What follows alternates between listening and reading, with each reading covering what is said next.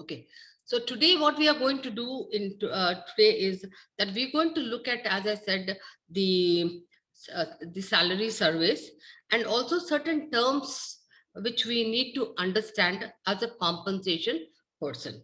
Especially there are two ratios which are called Compa-ratio and the red circle and the green circle rule. All right, I don't know if people have heard about. So we're going to look at Compa-ratio. Has anybody heard about a Compa-ratio? Compa-ratio? Anybody? Just to get an idea. Yeah, I have. Idea is that it compares the market salary as well as the internal median. Okay, okay. So let me just put it. When we say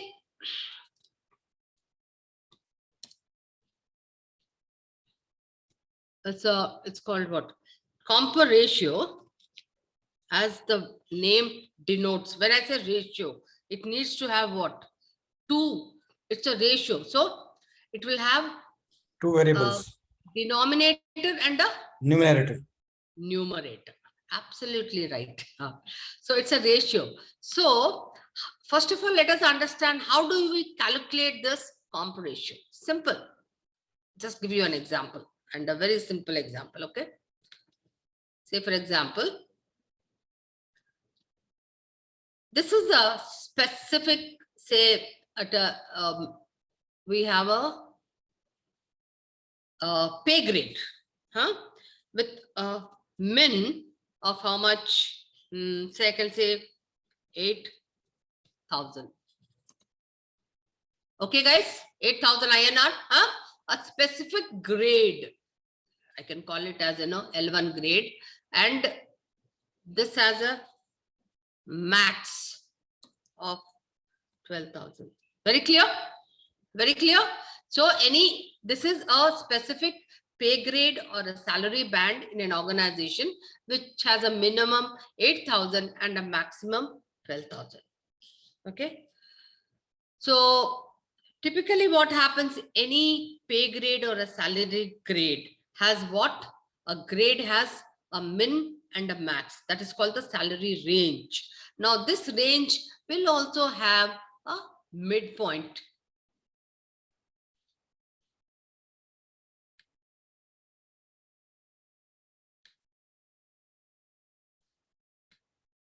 Okay. So this can be 9.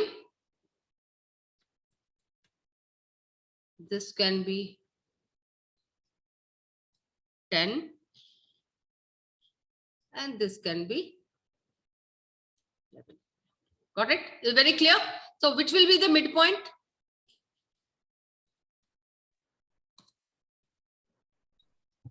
$10,000. Right? I've written here midpoint will be 10,000. Okay. Now, so when we talk about, so this is a range, salary range. So what is the range? Range will be what? From 8,000 to 12,000. So if I were to calculate the width or the spread, range spread, how will I do that? What is range spread?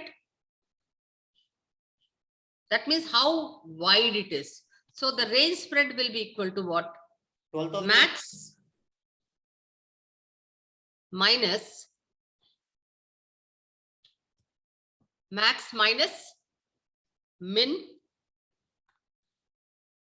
divided by what? Min. So what will it be? 12,000. Anybody quickly? 12,000 minus 8,000. How much is it? 4,000. 4,000 by 8,000. 1 by 2. 0.5. So 4,000, which will be equal to, you said 0.5. So can I call it as 50% spread? If I have to apply a percentage to it? Yeah. Yeah, very clear now. How do you calculate I taught you how to calculate the width or the spread, range spread, what I call it as. Simple. Max minus min by min. Huh? Okay. Now, range spread, that is called. Okay. Now, comp ratio will be, for example, Mana's salary is 9,000. And whenever we are talking about this, typically benchmarking or job evaluation, we are talking always about base salary. What are we talking about? Base salary. Because base salary is guaranteed. Now, say for example, base salary of Manas is 9,000.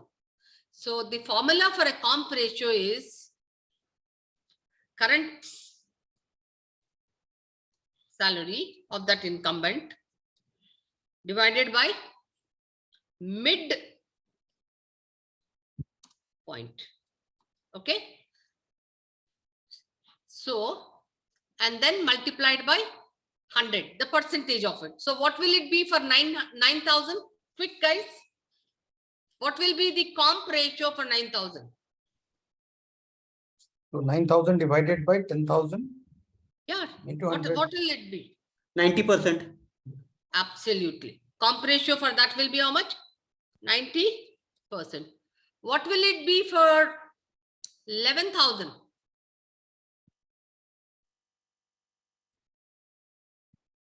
0.1%, 0.1 into 100, that will be around 10. 110%. What will it be for 12,000? 120. 120. Okay. Now you may say, but what am I going to get? What is that? What is the learning of? How does it help me if I know comp ratio? Got it?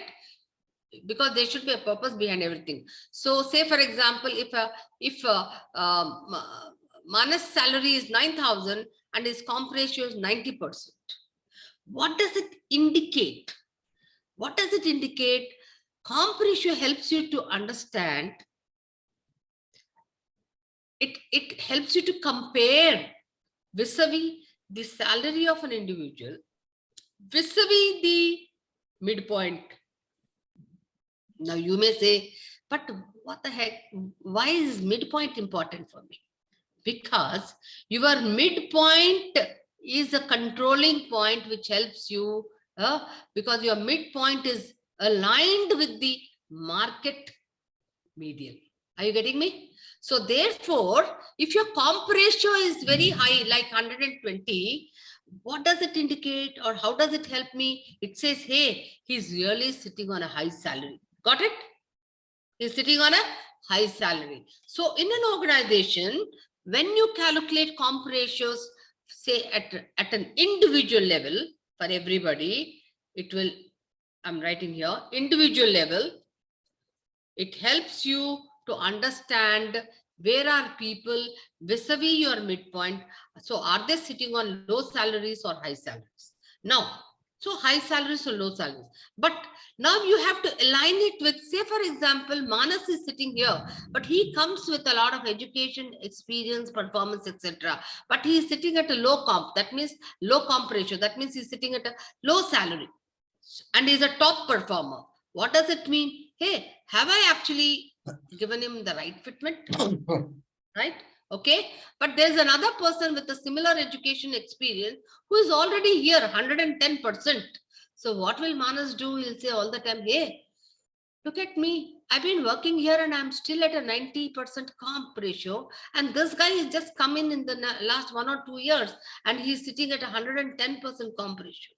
Because he maybe the company has actually not done any market correction. So therefore the midpoint has not been changed. That means then, because typically what happens, you will move this midpoint.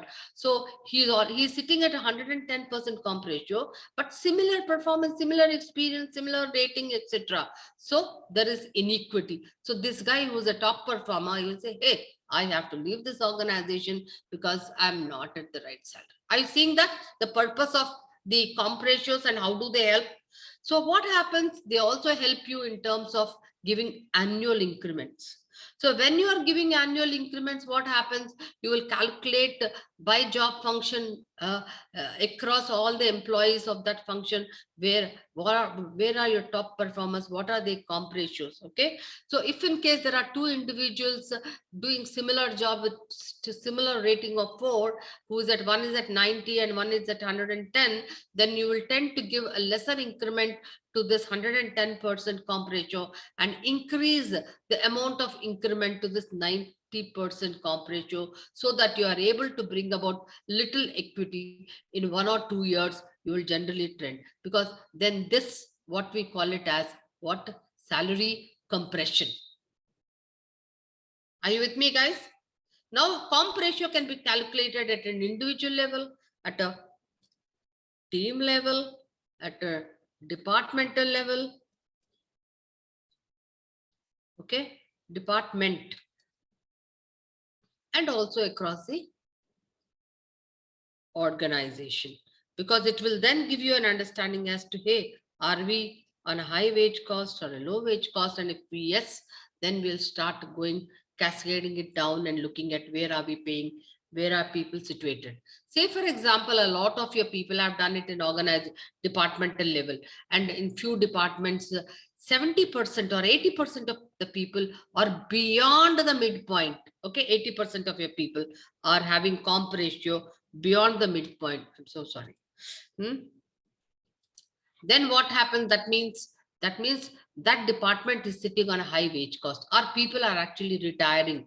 So you have to ensure an ideal ratio will be what? 60 to 40. 60% here before midpoint, and 40 should be here. 60 and 40 ideal. Okay, and then you can also tweak and iterate as for low level, medium level, middle level, and top level. So those comp ratios. Nirmala, sorry to interrupt you. I have Yeah. small doubt. Can I ask you? So Yeah. present This scenario. summer? Yeah. Summer. So let's say that there is a level called L1 level, and the minimum salary is 9,000, the maximum salary is 11,000. I'm taking the same data. Okay. Now let's assume there are 4 employees in that. Now, over a period of time, one of the employee has reached the max level, but I can't promote him to the next level. Then how am I going to deal with employee? Does it come under this perspective or not? I don't know, honestly. Very good question, and that's the next thing I'm going to talk about. Okay. All right. Okay. Sorry. All right. Okay. So I'm going to clear off. I hope everybody's understood what are comp ratios. Okay. Yeah, ma'am. I have a question, ma'am. Yeah, Asif, tell me. Range, is there any ideal or standard different should be the range spread I'm talking about? Yes. In fact, if you have gone through your reading material, it helps you. It is there. Okay, but in any case, I will just can I do this in this? Okay. Excuse my drawing.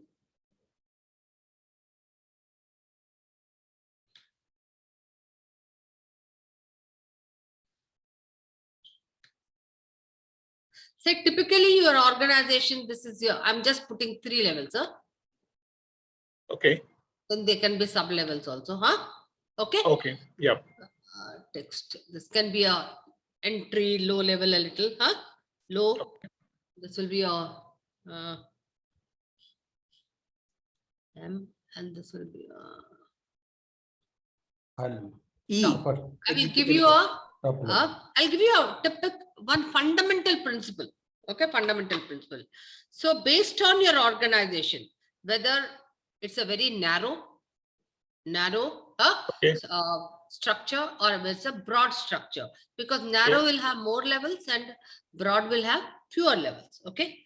Now think of your organization at a low level. Typically, look at your own compensable factors. Don't you think in terms of the requirement in terms of the skill and requirement in terms of responsibilities or the complexity is much low, right? You agree? Yep. Entry level jobs, So it is only a question of a skill level, which he has to be expert at, and then some amount of team working, etc. In a year or two, he gets promoted to the next level. Yes. Okay. So typically at a low level, the spread is typically 15 to 20%. Got it? Why? Because you don't need to be the tenure, you don't need to be for many years in that particular grade. Got it? Yes. Okay. Now, when in the middle, that is, when you come to the middle, you are like an assistant manager or a senior manager, etc. You have to start your level of interaction in terms of you will have to have some leadership skills. It will take a longer time. It is just not a question of skill, because you have to manage a team, many other responsibilities which require much more tenuity. So your staying period in this levels are 4 to 5 years or so. So here typically this is a thumb rule. I'm giving you a thumb rule. It could be anywhere between 25 to 40%. Okay, I didn't put that. Okay, thumb rule. But then depending, you have to actually work within your organization, taking little data, saying, hey, on an average, my average performer, how many years does he stay in a particular grade? An average performer means don't take the extremes, poor or top.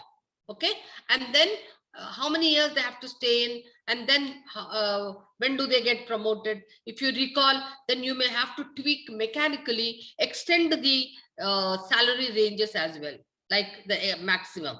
Okay. Okay. Now in the top, if you see, typically it can go up from 50% to even 65 to 70% as well. Okay. Depending on the nature of nature of industry, nature of business, and but typically, considering that it is a top management where they stay for a longer period, they don't keep getting promoted in 1 year or 2 years, so the stay period is long. So you need to have a spread. Spread is, what is it? Essentially, spread is your stay period in that particular grade. Okay. Are you very clear with me? The more, Period. yeah. Stay period. Because if I don't create a structure depending on all the data I have on the past data, and then create a structure, and so tomorrow, like I'm coming to that now. Okay, let me just come to that. Okay, now the which also will add on something to this. So the next is I'm going to talk about what we call it as very important green circle rule. Very important. Okay. Okay, what is this green circle rule? Okay, green circle rule. So whenever you are hiring a person, because we have already done earlier, I'm just putting the same data, guys, for simplicity, or I can put another data. Okay. Okay. So this is min.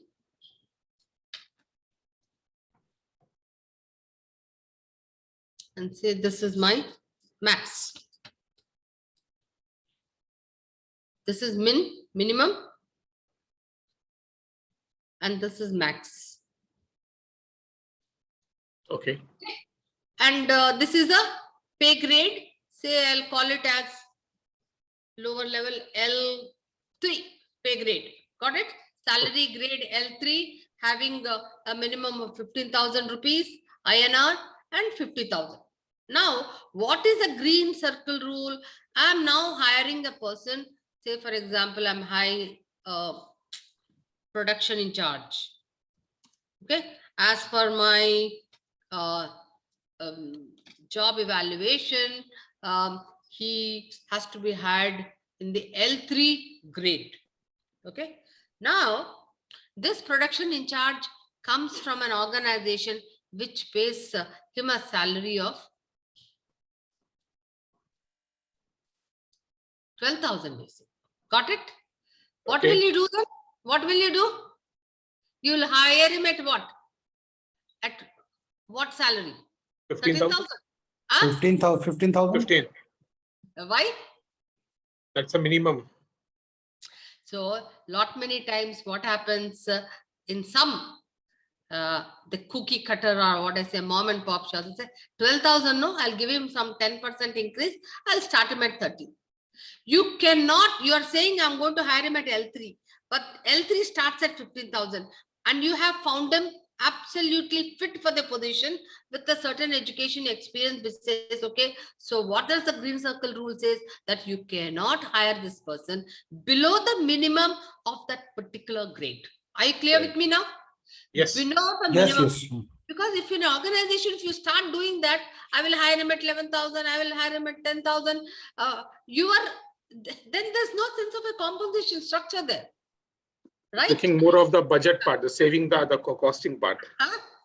So that will be more like very unprofessional and so so the green circle rule says that not to hire a person below. So equity, in the sense you have found him fit. Maybe even he's getting 10,000, but you found him fit. And in fact, in US, etc., under the pay equity law, they just cannot hire him. If they have found him suitable, they have to hire him at the minimum of that grade. Got it? Okay. But, now yeah. coming to Amar's. Now, this guy has worked and he has taken increments. Okay. 50,000 minus 15,000 is how much? Quick, yeah. Mathematicians. 35,000. 35,000. 35,000. 5,000. Okay. So every year, I know I'm just saying, I'm giving a hike of say 5,000. Okay. So this guy, after getting 5,000 increment every year, he has reached here. All right. Who? Kundan. He has reached at 50,000. Okay. Now what do I do? I cannot now extend that maximum and say, okay, now next year I'm going to give him 55,000, which will also get into his base salary, and it will keep increasing. So once a person has reached the maximum of that particular salary band of the given band, now you cannot give him an increment. But if you don't give an increment to Kundan will be so demotivated. Now he is a top performer. So what do you do then? You will give him an equivalent amount. Say, for example, if you are giving him increment of 5%, 10%, 8%, you will give him a performance bonus of that equivalent amount, maybe 10%, maybe whatever you're giving. By giving that performance bonus, what happens? It does not get added year on year to his base salary. Now, here there is a condition. Now, you cannot have people staying there for more than 2 years, 3 years, sitting there at the max of the salary band. Typically what happens, they get promoted, but maybe you made a mistake of bringing him actually at a very high comp ratio that very quickly in 2 years time he has reached 50,000. Are you getting me? Now, so what do you do typically? If there is a market correction, obviously the max is going to extend, or you will have to actually then see if he can be deployed elsewhere where he can actually then get into a different department, etc. Because typically what happens, because of not having the right kind of recruitment policy of a comp ratio, we may have hired him at 110% or 120%, wherein he has come in 2-3 years very quickly to the max. So this kind of a situation is called red circle, which is dangerous. Okay. So typically people who are in red circle, you look at them, whether they are going to retire in a year or two, then you will let them retire, or else you will ensure that there are necessary kind of talent management initiatives taken to ensure that Either he gets trained in something else, etc. He's a top performer. You don't want him to, because otherwise they will attract. So is he promotable material, or have you not done a market correction? So there are couple of ways where you will deal with this issue. Kundan, are you now with me? Yes, yes. Have you understood? Yeah, Huh? one input. Suppose somebody has reached to this maximum level and he is a top performer. He is a good asset to the organizations. Can we assign additional responsibility to take him to the next level, or the performance bonus, as you were suggesting, give some So- monetary increment here? Yes, Kundan. So because typically, even if you give any amount of just appreciation without the money factor, people are not going to be motivated. Okay. Yeah, that's So true. That's A, true. you are obviously going to give him performance bonus.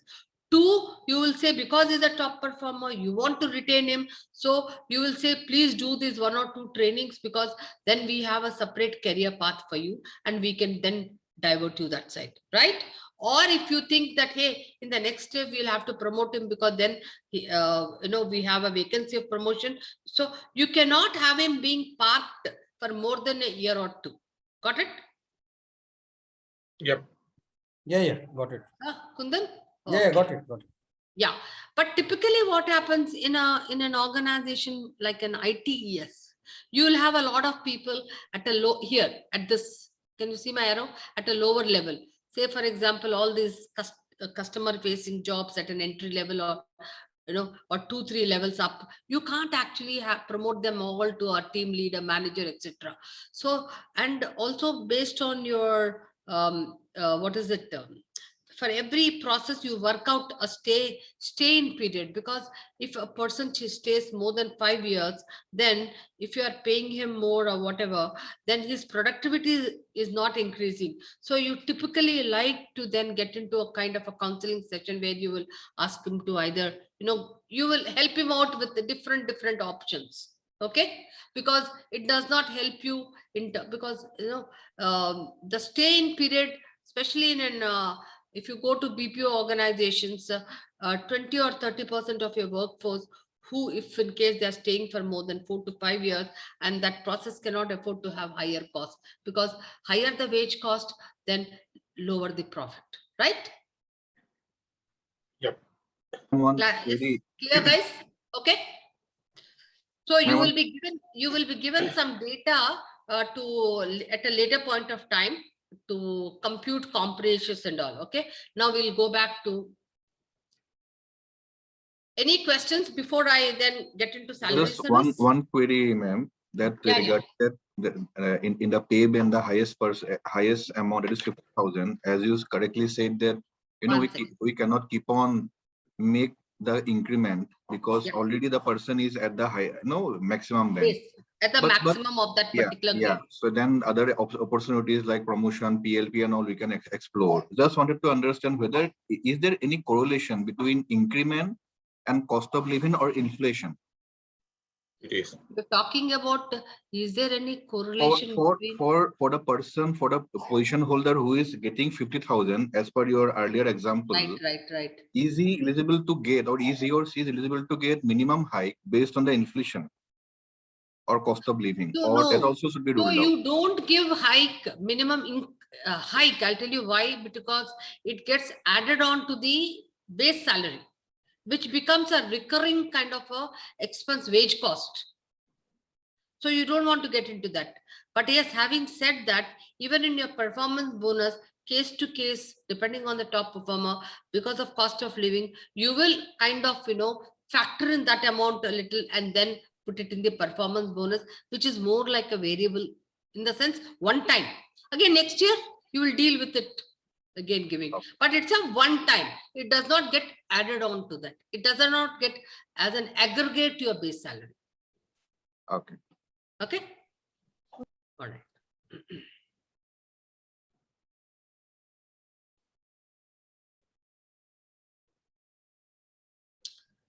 Okay, so you have a lot of reading material there, and so I'm not going through because essentially you need to get a good understanding, and I've actually given you all that. So if you notice, I'll just put this slide here for you. So typically what happens, if you see this, any salary range will have what typically from the compensation purposes gets divided into, I'm sure all of you know, into 4 quartiles, right? Any salary range gets divided into 4 quartiles. Like for example, even from 8,000 to we looked at 12,000. Then we looked at, say for example, your first quartile will be what? 8,000 starts, and your that entire salary range can be divided into 4 quartiles. Now, anybody who has an understanding of what, okay, because we are talking about quartiles and percentiles, anybody who has an understanding of percentile? Percentile? Yeah. What have you, is there a difference between percentage and percentile? Yes, in percentile, we are using Amar? the median board. So in a history, so in a family of the data points, so we understand which value comes in the middle point. So that becomes the what we call the P50 factor. So in that sense, we calculate which is the percentile 50, which is kind of 25 or 75, like that. Okay, just to give you this is what my understanding. That some of you are okay. Let me clear this.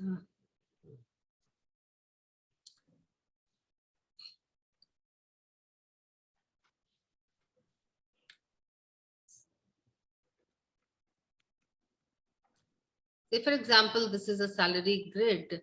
This is my min and this is my max, and I will put one. Okay, and I will say 8,000, and this can be a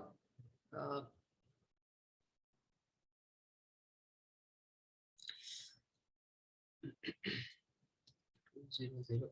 What happened? Yeah.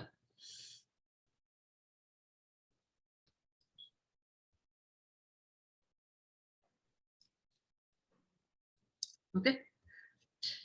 So this salary range, salary grade, now can be divided into four quartiles. Okay, it can be divided into 4 quartiles, 4 parts. Simple as that. Like if you see your first quarter, second quarter, third quarter, so just like that, 4 quarters. Okay.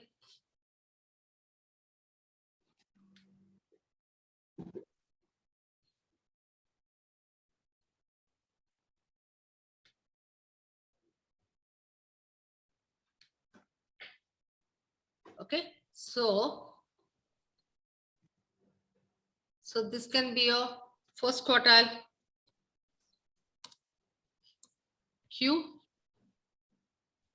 This can be your second Q, and this can be your third quartile, and this is your fourth. So when I said 4 quartiles, what does it mean? Your salary grade is broken down into 4 parts. Clear? Now when I say percentile,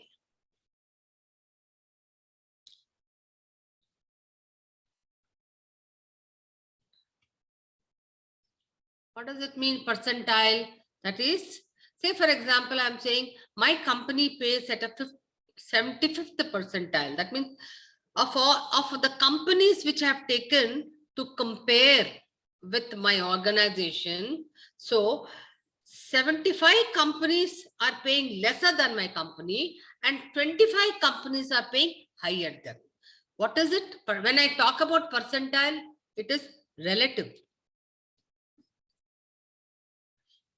But when I'm talking about percentage, if I say I got 80% in maths, what does it mean? That means out of 100, I've got 80 marks, which is absolute.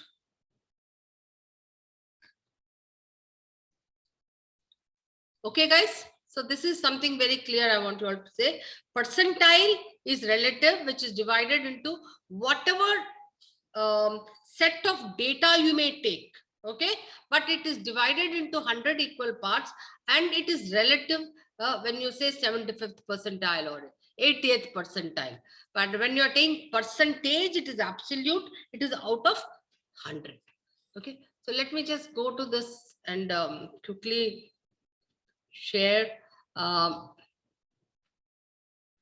So typically when we talk about compa-ratio, just to give you a little more understanding, so that typically the compa-ratio is less than 85 compa-ratio when it is in the first quartile, and in the second quartile, this is this compa-ratio, what I mean. It is between 85 and 99, and you can calculate it as well at a midpoint, that is at a 50th percentile. As you have seen, we did that calculation. It is 1 or 100%. And then at between 50th and 75, it is between 1.1 to 1.15. And between and in the 75th to maximum, that is 100, it is more than 1.15. Okay, this is just, I will share this slide, and this is just to give you an understanding of the compa-ratios, and on the basis of the employee's experience, education, when you are hiring him, fitting him into a particular given salary grade for which he is being hired, then I will place him either at a 85 compa-ratio or a 90th compa-ratio or at a 100 compa-ratio. Based on what? Based on the given experience, given education, skills, etc. Need not be that I will only start him at 85, because if he has got a higher experience and you think he's already there for a lot many years in that particular role, then you will put him at a higher compa-ratio. Okay, guys, clear? Any questions? And we will just, yeah. Okay, so similarly, I explained to you that saying that compa-ratio is not only used for hiring as a recruitment policy, it can also be used for annual increments. People with a lesser compa-ratio but a higher rating will be given higher increments, and that's how the what we call it as salary compression is taken care of. Okay. But this is because of performance, I'm not getting into detail. Okay, now quickly, because you have to do a lot of 1 second, I'm just checking the time. Okay, 2:30 to 3:30. Guys, I can't take a break after this, so can we take a quick break for 10 minutes and then we can quickly start the market survey? Okay. So right now the time is 3:46. So can we be back by 3:56? Huh? Okay, Sure. Okay. All right. Because it will be a new topic and I can start doing that. Okay, guys.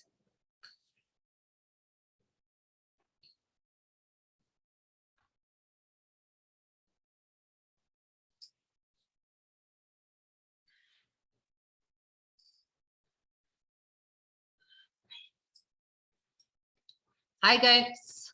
Everybody's back? Yes. yes, ma'am. Yeah. You can say welcome back. I hope you had a quick break. Yes, ma'am. Okay. So, yeah, we just concluded some compensation metrics and compensation terms like compa-ratio, red circle, green circle rule, etc. Now, in our last session, we talked about internal equity. Now, today we are talking about external equity. Now, what is external equity? That is You drop key on Papa's laptop. Yeah, anybody? External equity? How far it is matching to the market salary or so? Yeah, something to do with the market or something to do with how are other organizations who are similar to my organization paying to their employees. So internal equity helps you to be equitable and fair in terms of paying within your organization. But now external equity helps you to be competitive. How competitive you want to be, right? You also have to ensure that there is some amount of competitiveness to attract and retain your talent. So therefore, in order to do that, so you want to know, hey, how competitive I am. So that's called external equity. Now, in order to maintain external equity or in order to be competitive, so obviously it's very obvious you want to know what is the market paying. So you conduct a salary survey. You got the flow? So in order to be competitive, you are actually doing a salary survey or a compensation survey to understand, hey, how competitive I am now. So therefore, why do you conduct a salary survey? To compare your salaries with the other similar organizations. Now you want to compare your salary with the other organization to know how competitive you are in relation or in relativity to the other organizations, not the entire market, but with that specific labor market with whom you are competing.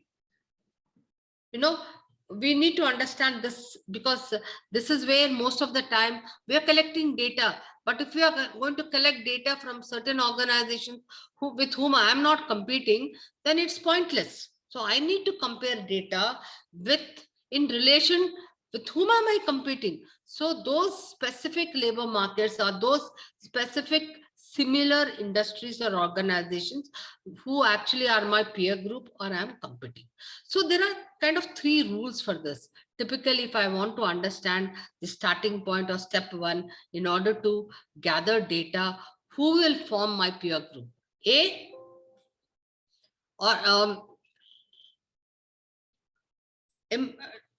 Who will form my, yeah. From where am I actually recruiting my talent? From where am I getting my talent? Just 1 second, guys. Yeah.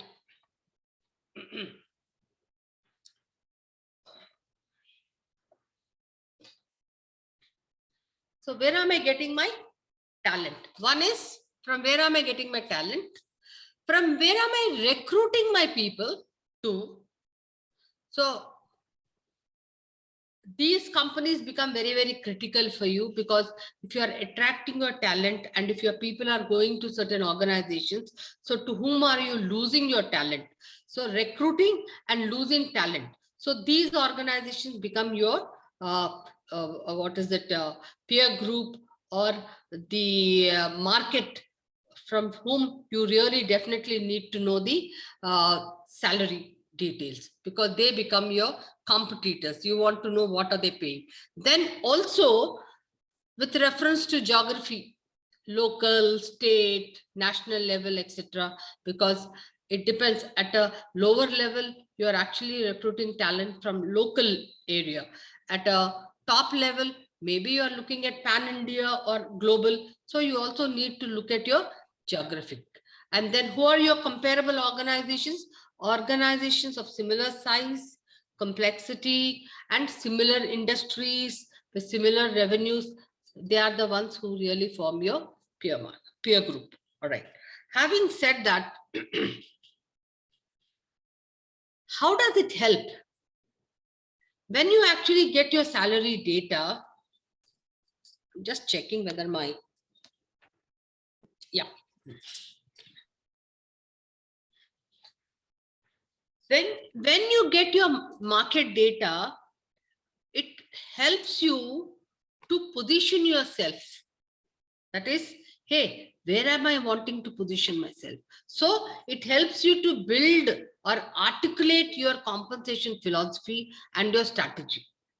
Okay. So in a way, it helps you to target or position where do I want to position myself vis-a-vis the market. Okay. So what is the step?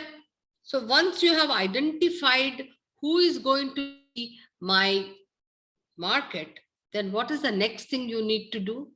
Then, hey, what are those jobs I have to actually get data for? And these jobs are called benchmark jobs. Have you heard of this term? In compensation survey, you typically talk about benchmark jobs. Have you heard this? Benchmark jobs. What are benchmark jobs? Jobs which actually represent in your organization, which are common positions, which are standard and consistent with the responsibilities, which are not unique, that you can't really find somebody in the the similar positions in the peer market. So you need to ensure that these are positions which are standard, which represent a consistent set of responsibilities, so that you are able to find a job match in the market. Now, just wanting to show you how does one do that. Okay, let me just show you a practical example of, typically this is one thing which people overlook. That's the starting point. How do I tell the organization that when I'm doing a compensation survey, that which are the positions I need to look at? For example, simple. For example, think about, these are 14 positions in your organization. Can you see that chart? So typically, what does it mean? You need to look at the nomenclature of all your positions. Got it? This is what is there in this B column. Positions, nomenclature of all your positions. Then what you need to write, then their departments. Okay. Then what you need to write, which grades. Like for example, the director HR is in pay grade 6, say for example, and then IT manager is in pay grade 5. Now, you also need to write how many employees are there in those respective positions. For example, like an HR executive, there are 4 people, accounts executive, there are 10 people.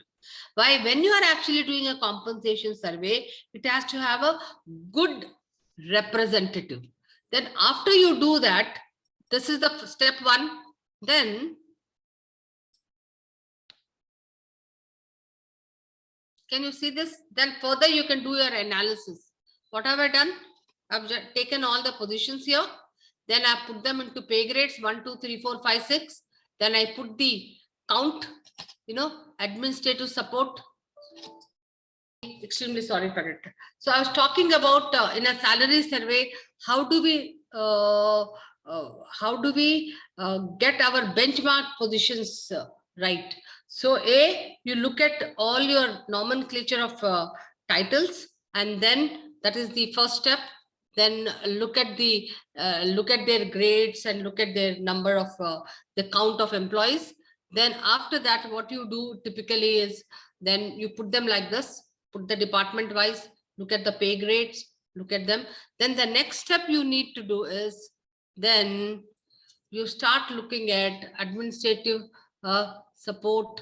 Okay, so how many, like in a particular grade you may have, say for example, so like there are 1, 2, 3, 4 in the same grade. Okay, so you're taking all their positions. In the finance you have accounts director, finance manager. So ensure that you get a good representation of all your jobs which are consistent, standard, so that you can actually get the comparative salary data. Okay, so this is what I was trying to show you. How do you get this? This is something very important, because typically when the consultant comes, we typically have a hard time understanding, hey, which are those benchmark positions we need to get salary survey data.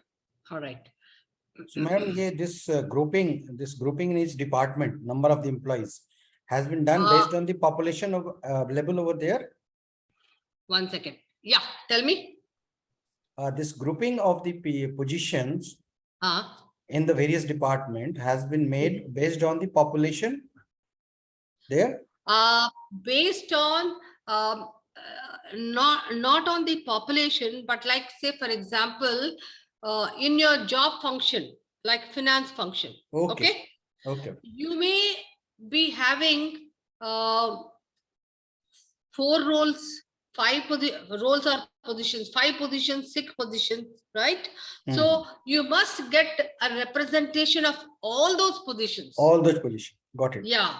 Got it. Got it. Thank you. Okay. Thank So you. under one position, you may be having 2 people, 3 people, because lower levels you have more people, higher levels you have lesser people. It So- is not the numbers in terms of how many people are working in every position, but ensure that across the organization, you have taken a good representation of all the positions in the organization. Got it? So yeah, only when you position do is very a important.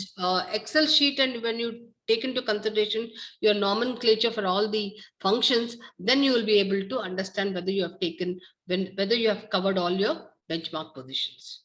Now, they may be 5% of positions, for example, very, very specific to your industry, for which you may not be able to find good matches. Got it? Got it, man. Thank you. Thank you. All right. Okay. So once you have done this, then what will you do? Then you will have to understand, hey, now that I have collected, I've taken into consideration my peer market, I've taken the benchmark positions. Now you have to collect data. Now, what kind of data will you collect? The kind of data you will collect is what? It could be your base salary, it could be your merit increases, it could be your variable pay, long-term incentives, short-term incentives. So you can, based on your priority, you can collect all kinds of data which are related to your compensation and benefits. Okay, but primarily what are we going to do? We are typically going to do analysis, typically more with base salary, or also maybe if required base salary plus variable pays. But essentially it is mostly around the base salary. Okay, guys. So this is the kind of a data you will be collecting. Now, I just want to go to that. Stop sharing.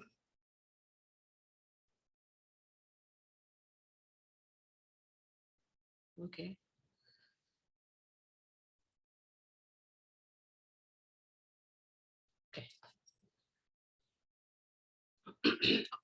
All of you have this, right? Yes. Vilma has actually sent you all this one. Has she sent you all this Yes, data? yes, yes, yes. Yeah, we got it.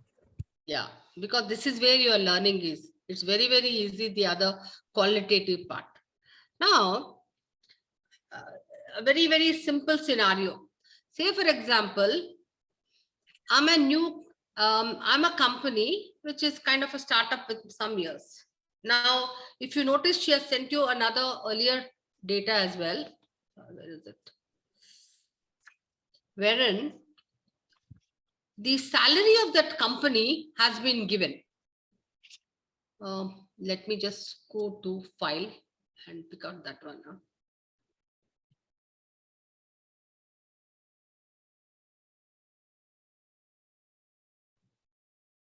Okay.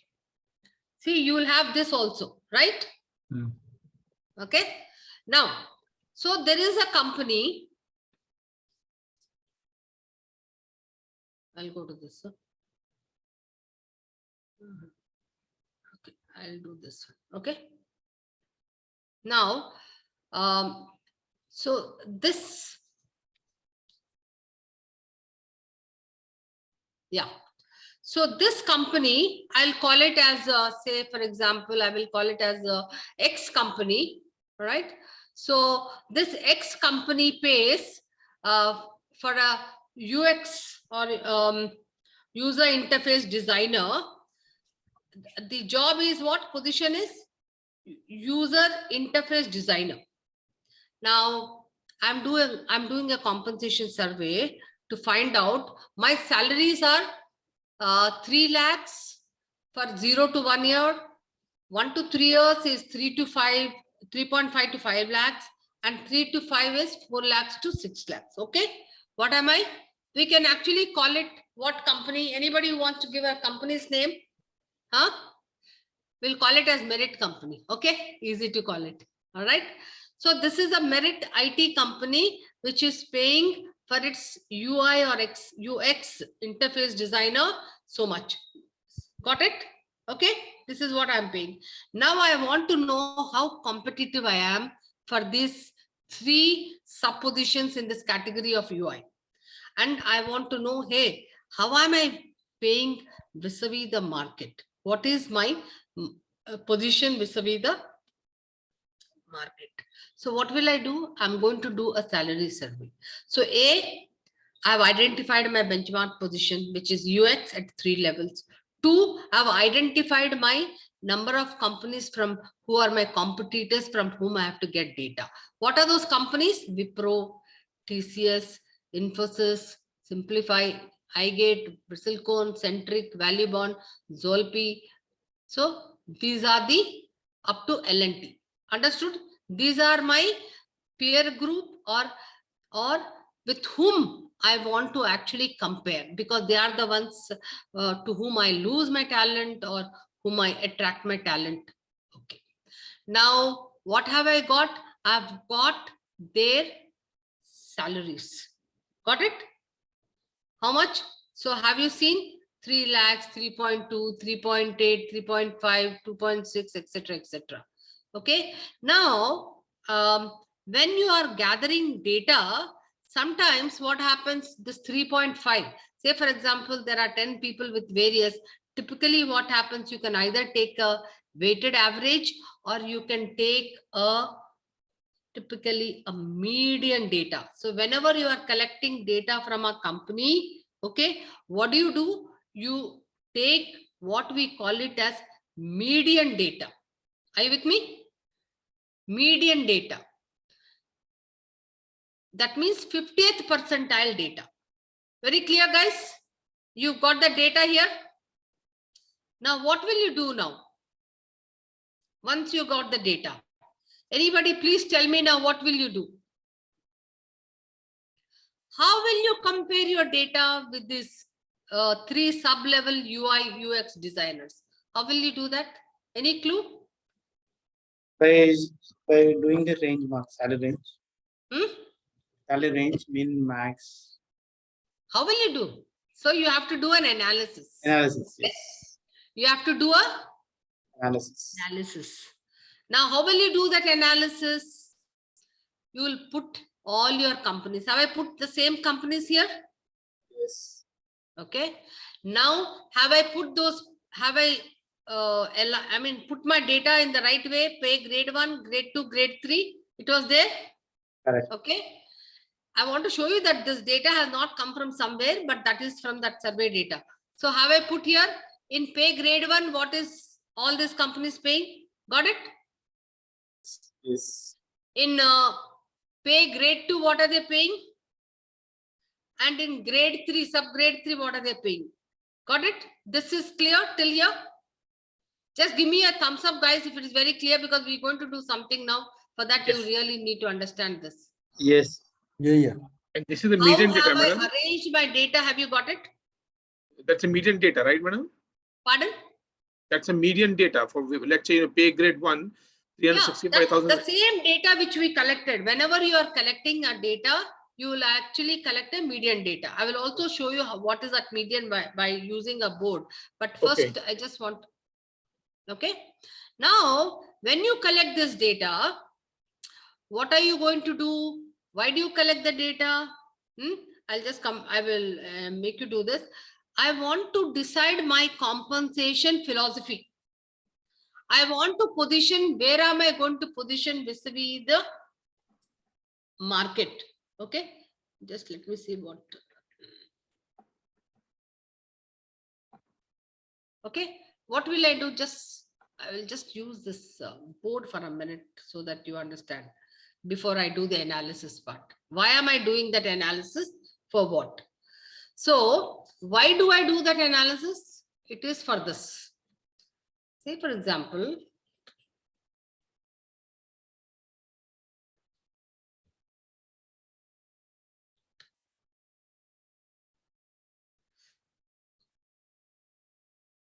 okay, now this is market data.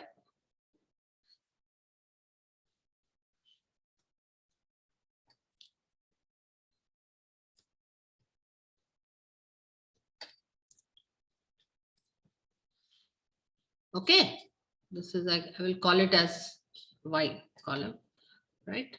Now, these are your job points.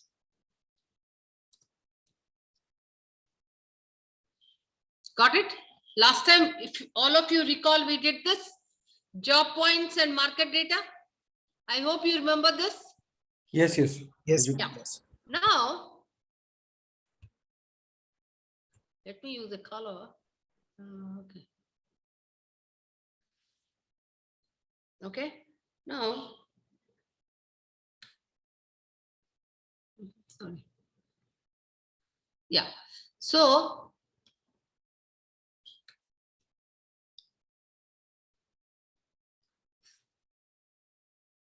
this is my salary. This is what I am paying. This is my best fit line.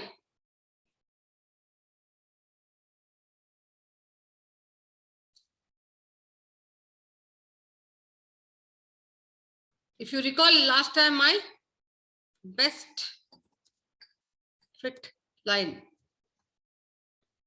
You got that last time when we looked at data and then we got this line.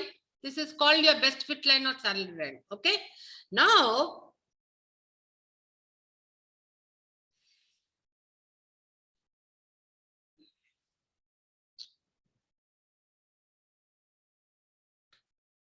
oh sorry, draw. Oh, okay. Now,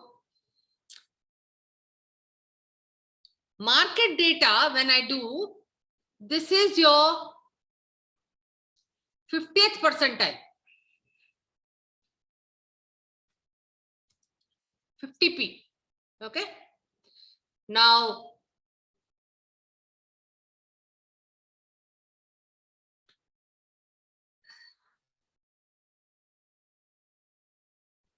this is your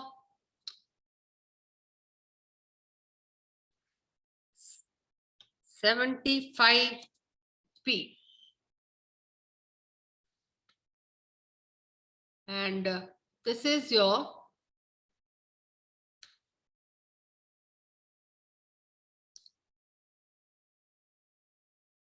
100p.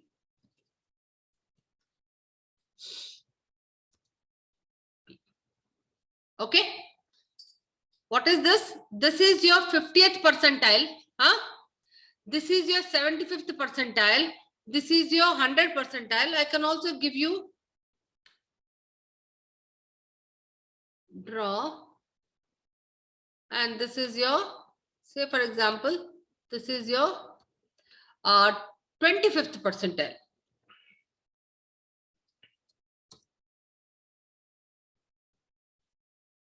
Okay. Huh? But where are you? You are paying here. So you are paying in between 50th percentile and 75th percentile. That means what? You are paying more than the market median. Are you getting me? So when you are paying more than the market median,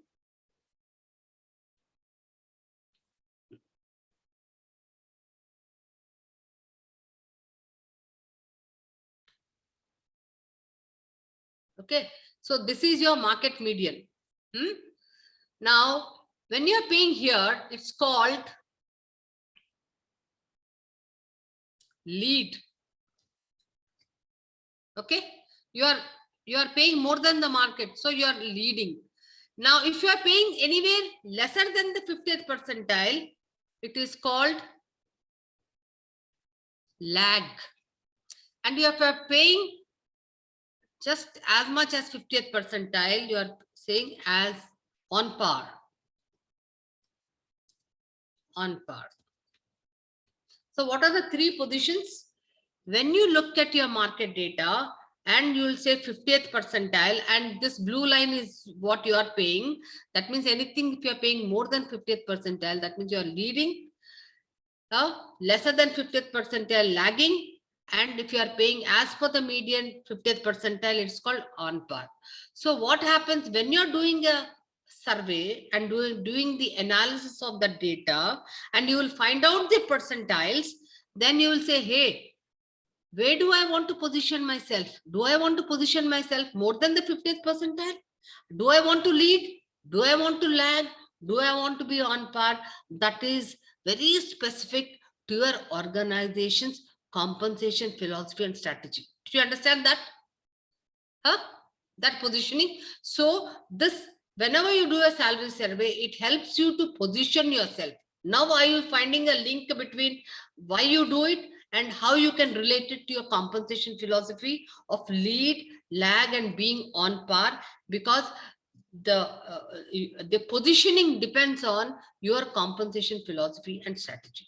Now let us do that data analysis. Okay.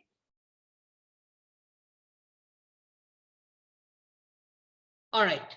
So now please keep that in mind. Okay. So now this is your market data, which is called the median data.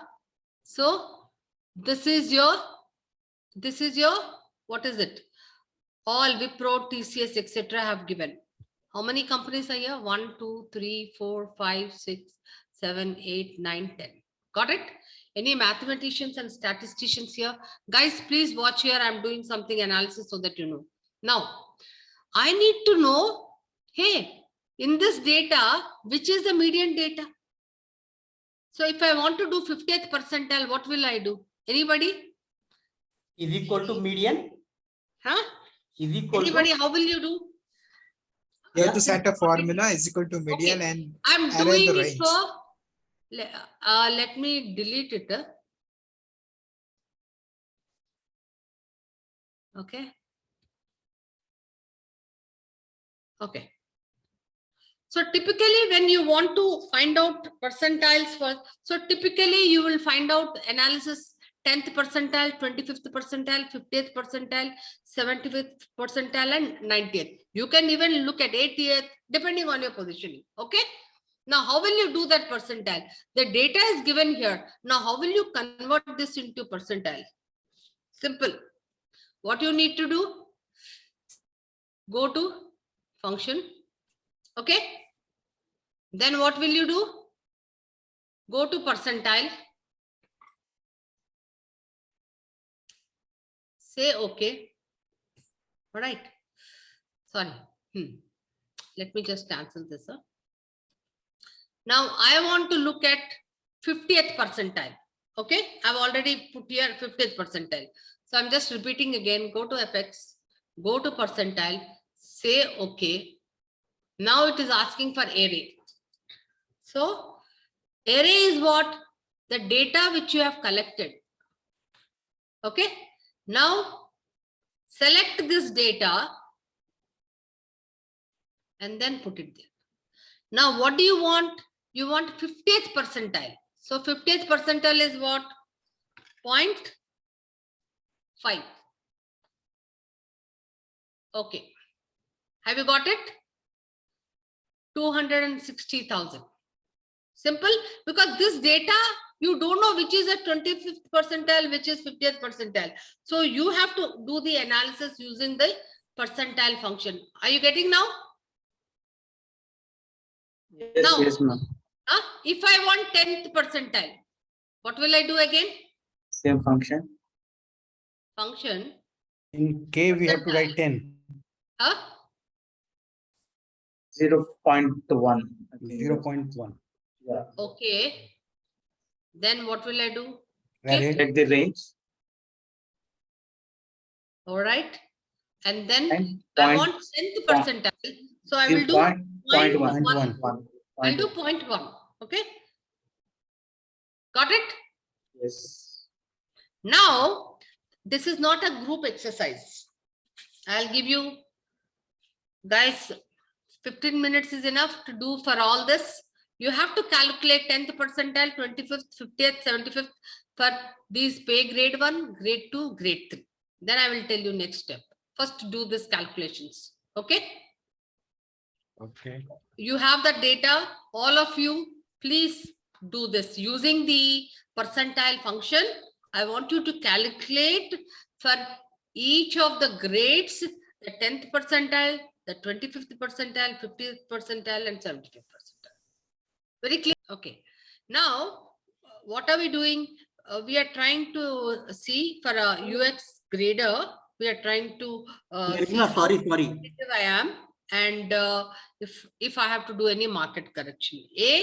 I have collected data from 9 companies or 10 companies for those 3 subgrades for that position. Okay. Now, what have I done after having collected data? I have said, okay, fine. Now, what is the 50th percentile of the market? So what is the 50th percentile at grade 1? 260,000, right? Yeah. 260,000. And what is merit company paying? 3,360. I've already given that data. See? Yes, yes. 360,000. You can put that into a different color so that you will be able to put it in red. No. This That one? just current- just merit the salary. current- Merit the current salaries. annual, the current Yeah. annual. Current pay. Don't put No, no, everything. what Only is- current. Because I'm going to help you with the analysis. Just to do that, only that, and 360,000. Okay, so that you know that is. So you can color that also into red so that everybody can see very clearly. Great. So this 360,000 is the current salary of grade 1 person in merit company. Very clear? Yes. Okay. Now I have collected data from 10 comparator companies. Okay. And at a 50th percentile, what is the salary being paid? 260,000. 2.6 or 260,000. While the market 50th percentile is 260,000, the merit company's 50th percentile is 360,000. Got it? So are you leading or are you lagging? Leading. Leading. So now you can also find out by how much percent you are leading. Can you find out? Anybody statistician? Or shall I tell you how to do it? Somebody has already done it actually. Huh? 38%. So 368 minus 260 divided with 2. You just have to do what difference? 360 and 260 Minus difference divided by the grade midpoint, which is again 360, and you will get 38%. Just see if you want to do it. That's Show me once, ma'am. yeah. See 360. You can do it in this column. Okay. G column. I can Separate. do it here. 360,000 minus 260. How much is it? Divided by 1 lakh. 1,000. Nah, simple. Okay. Then divided by the grade. 360. Your Grade 360. 360. 360. Merit grade 360. Don't put it into that. Put it into the G column. Because I mean, so that you don't interfere with your own. Yes. So this is the difference, 360 minus 26,000 divided by the grade midpoint, which is 360,000. Into 100. No. It's Into simple. 100. Into Just 100. 1,000. Yeah, got it. The numerator has to be in bracket.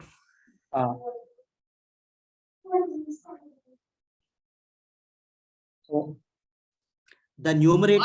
All the simple calculation. No, can you come here? Okay, Before first here- you do simple calculation. We'll do. okay.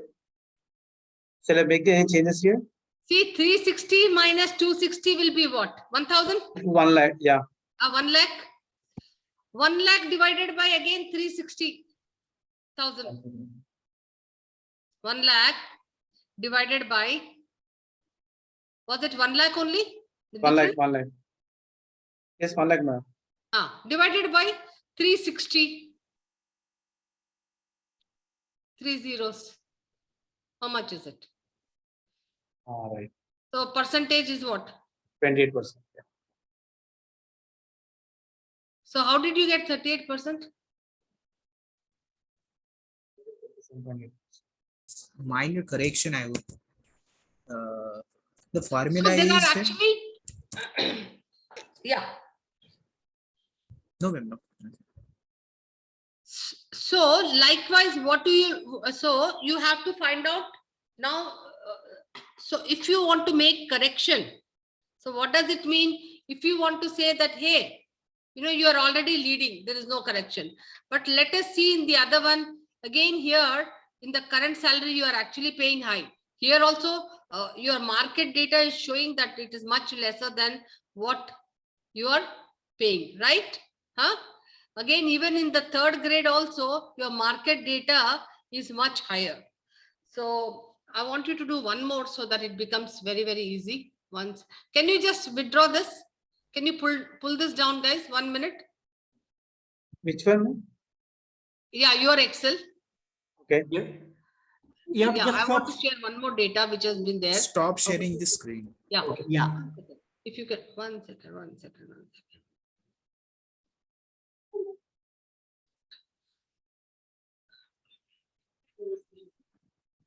Oh, why? One more data.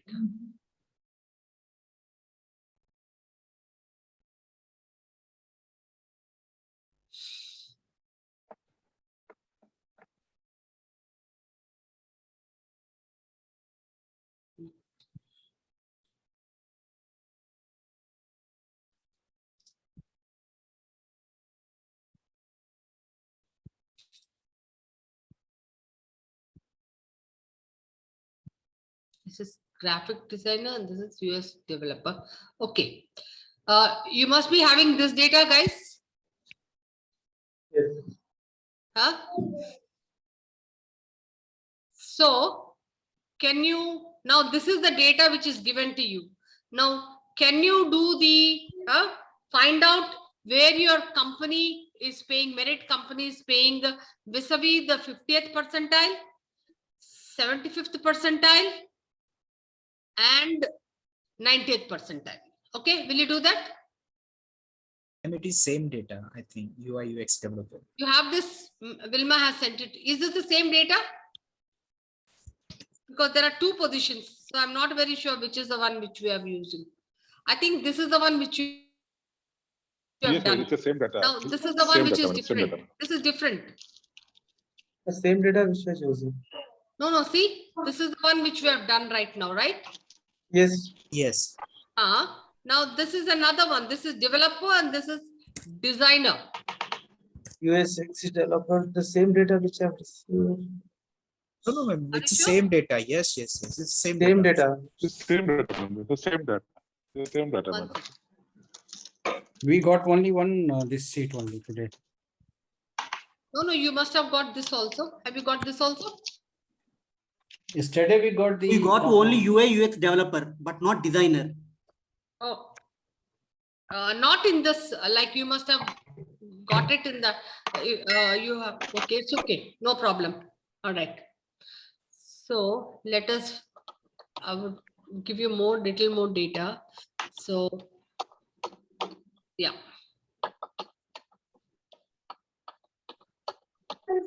Did you get this also? Compa-ratios? Compa-ratio sheet, we got it. How to calculate compa-ratio in Excel. Yeah. So can you just do as an exercise? Can you calculate the compa-ratios for this?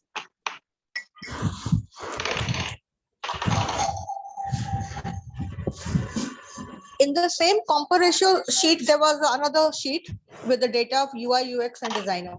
Yeah, one we did. So I thought we can do the other one, but they It said is that there. they have not. But it is there actually, It is there. right? It's in the mail.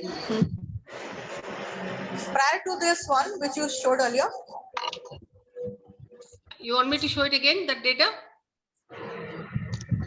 I have it. Can I share?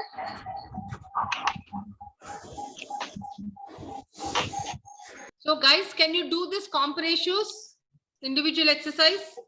Now, this is a graphic US designer position, right? Okay. What is being displayed Right. here? Okay. Now, Right. the company's data here. Where is the, so you have the market data, TCS, Infosys, Simplex, iGate, etc. Okay. So in the template which we were working This earlier. 2.6 is what, madam? Pardon? This 2.6 is what? Basically, it's a lakhs. Is this No, 3.5, 3.2 is a lakh? please convert 3.2 lakhs. So please convert it into I mean 3.2 lakhs. Ma'am, Not I just did lakhs. In I that sense. transport the Okay, Please add data. your in that sense. 5 zeros there, है ना? I transport the data, ma'am. Okay. After having done that, after having transported your data into that format, all right, then that data has to be also then calculated 10th percentile, 25th percentile, 50th percentile, 75th percentile, and 90th percentile. Got it?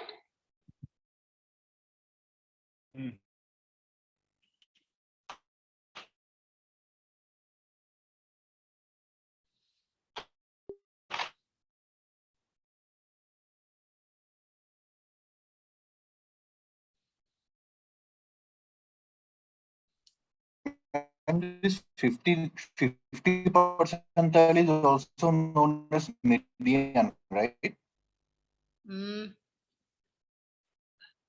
Jay, can you text it? Then I will be able to. Can you just put it in the chat? What is that you were talking about?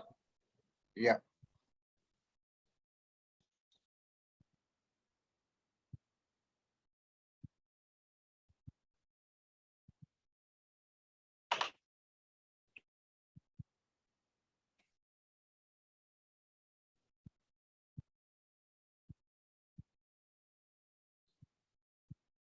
Can we see 50th percentile amount is median? Yes.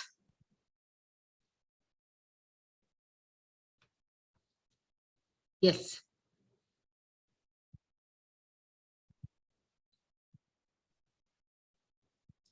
Yeah.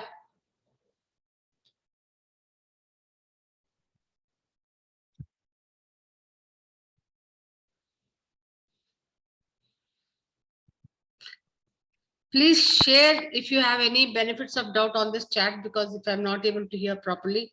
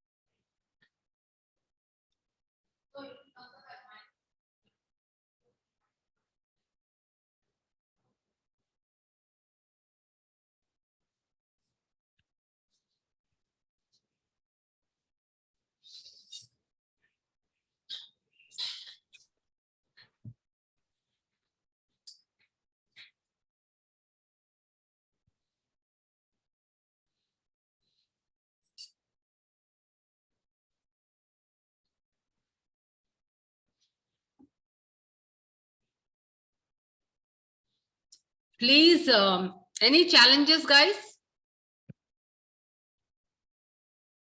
Kishan.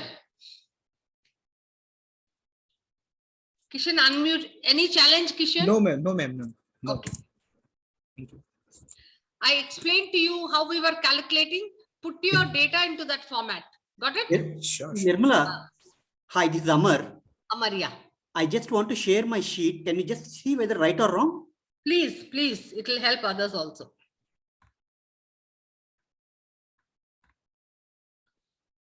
I hope it's visible. Yes. Why 2 sheets, or is this one is old and one is? Yeah, huh? this is the new one.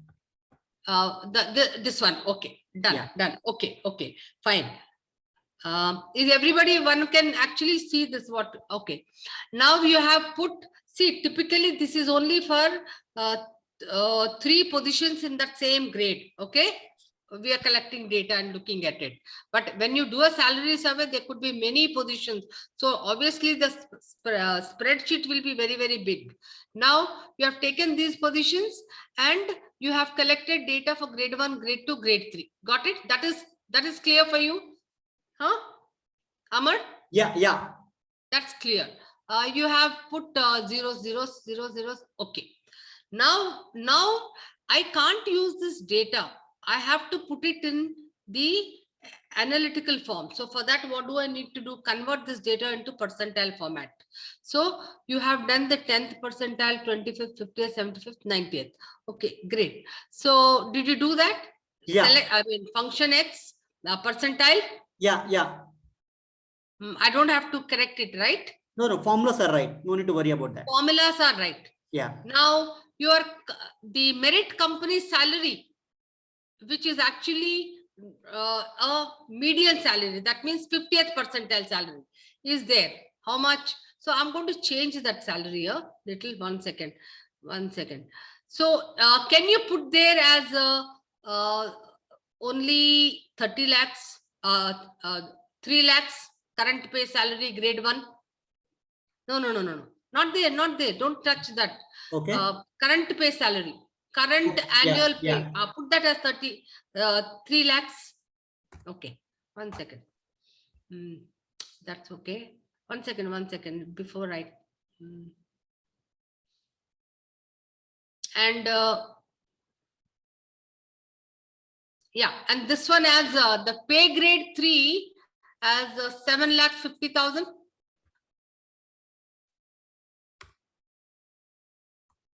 7,50,000. Okay, got it. Done. Can you enlarge it little? Okay, it's okay. Now, I think even the rest of you can watch it. So now this is what the current company is paying. Now you want to position yourself. Your compensation philosophy is that entry level, no?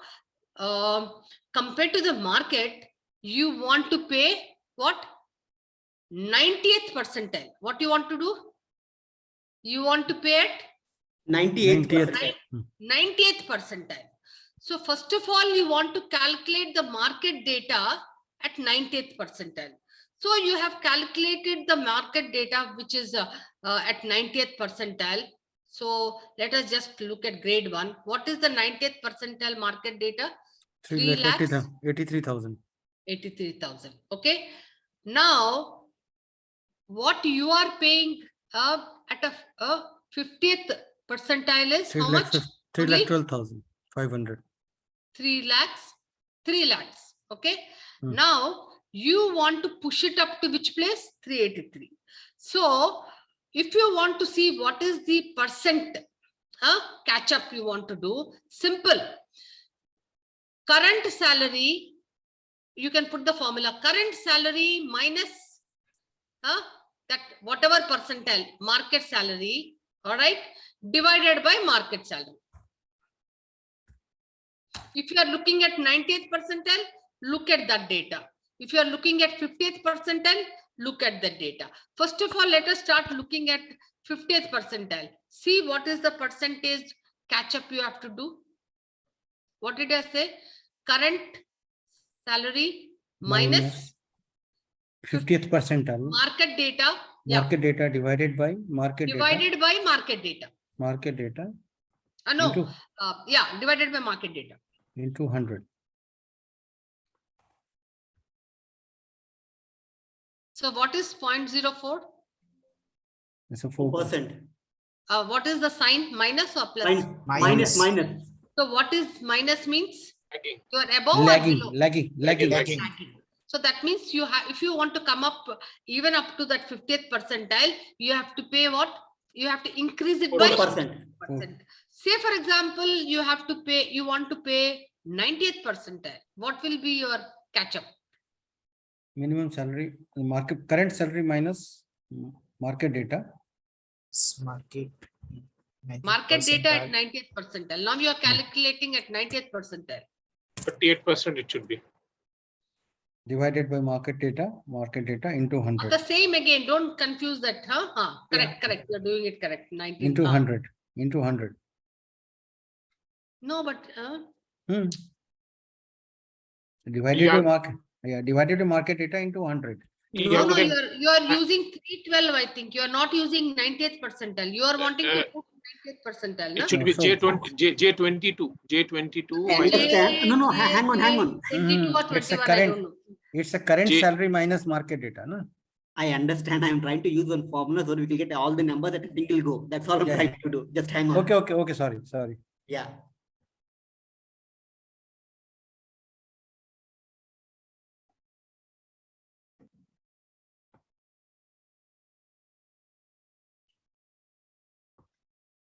Guys, the rest of you also do it.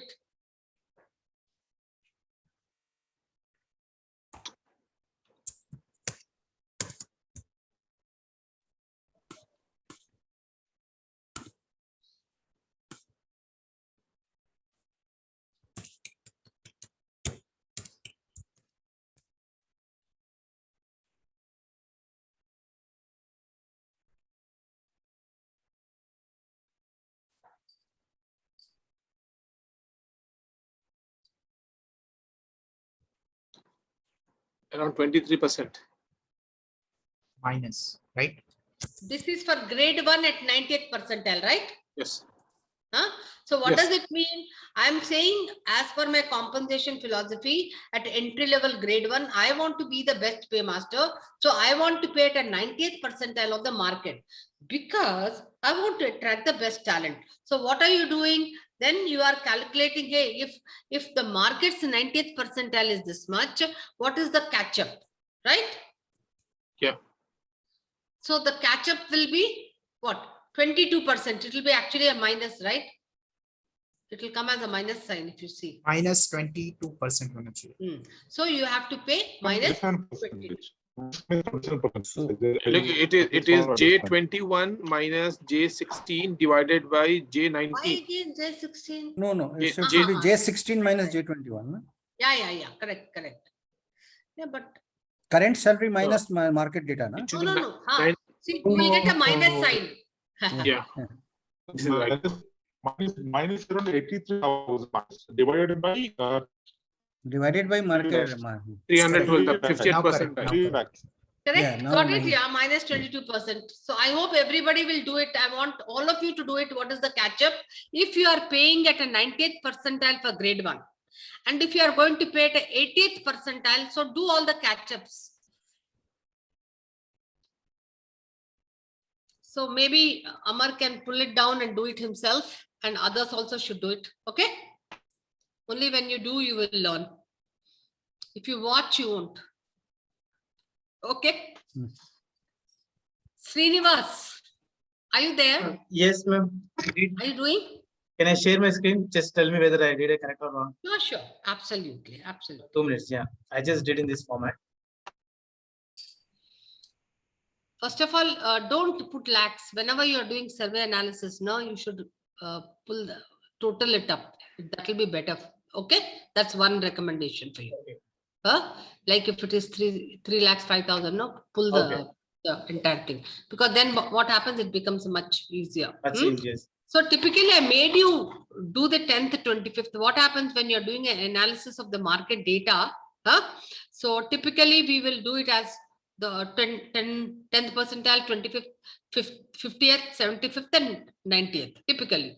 So depending on then what is the positioning, market positioning I want to, then what you will do, your company salary, then you will, I told you the formula, no? Yes. Company salary minus the market divided by the market percentage of. Got Yes, it? I did. This is the company salary minus the 90 Yeah.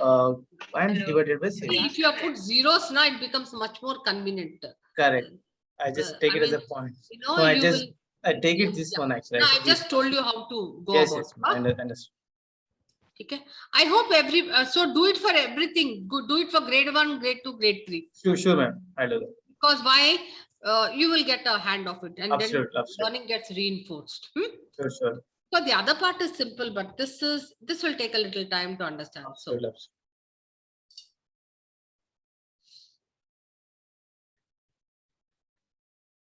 and then calculate the percent difference over or below. I mean, whether you are over the market or below the market. Sure, ma'am.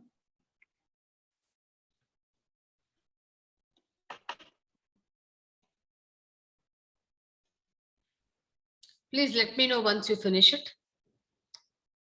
Say about 5 minutes or 10 minutes. How much time do you all need, guys?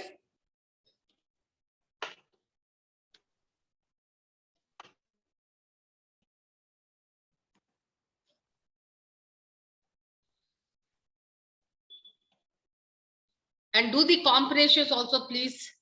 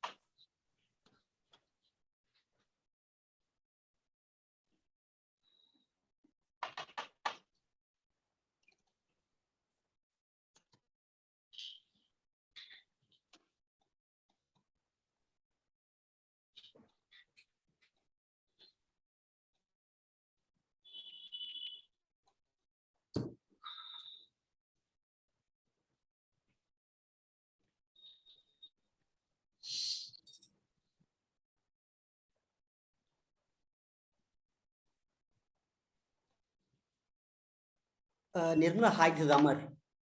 Yeah, Amar. I don't Finished? Yeah, I just want to see whether I've done or not. Sure. Is my screen visible? Yeah, it is visible. So this is the percentage what we calculated for pay grade 1, pay grade 2, and pay grade 3. Right. So if you actually notice, I purposely gave you this figure of 6,20,000 in the grade 2, right? Yeah. Where the current salary is 6,20,000, but whereas the market is paying at a 50th percentile, it is paying 30. 4,50,000. I mean, the company is paying 38% more, right? Yeah. And at a 90th percentile, it would in fact, if you want to even I mean, it is paying much more than the market. It is leading, right? Yeah. So only in the grade 1 you will see that the company has to, it's lagging behind, and if it wants to be at a 90th percentile of the market, then it has to pay at least 22% over and above what it is paying now, right? Understood. And similarly for grade 3 at 90th percent, I mean, it has to pay 1% extra. A little more, that's it. Yeah. Understood. Yeah. Okay. You're already there, but a little more, 1% only. Understood. So minus indicates that you are paying less. Wherever you are wanting to position, if a minus comes in, that's the percentage catch up. Okay, understood. And if it's positive number like 84% means that we are paying extra. You are already paying more. More. Okay, understood. So though this is not accurate data. Yeah, understood. Yeah, but I just showed you a case, an example of just one position with these subgrades. But then you can imagine when you're doing a salary survey, you'll have a huge spreadsheet of, if you're doing 5 companies or 10 companies like this for all the positions. Yeah, the Got complexity will increase. No. So you will have to do so much of analysis. Number crunching. Yeah, understood. Now you can position yourself. Yeah. Has everybody done? Can you give me a thumbs up as to if, or can you just let me know how many are left? Because I want you to do this exercise. Juliet, are you there? Yes, ma'am, I'm there. Are you able to comprehend and you were able to do? Yes. You're doing it? Yeah, I'm doing it. Oh, please go ahead. Another 5 minutes is good enough?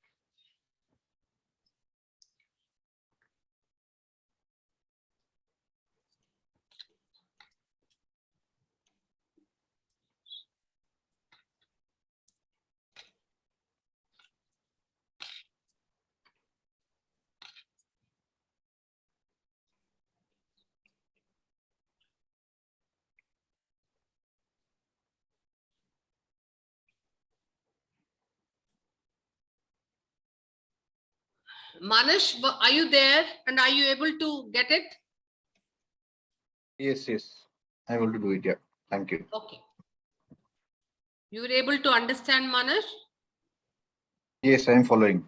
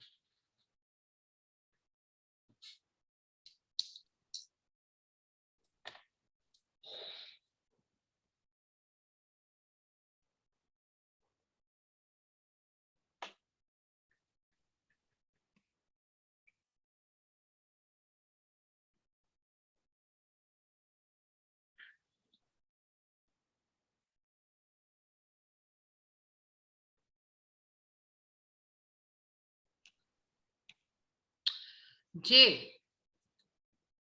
are you Yes, there? sir. Yeah. I am there. Yes. Okay.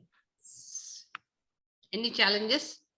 No, I'm okay with it. But the data points which Manas, I think, which has been shared, my data point is quite different. So that's why I'm wondering where I Can you want show wrong. me?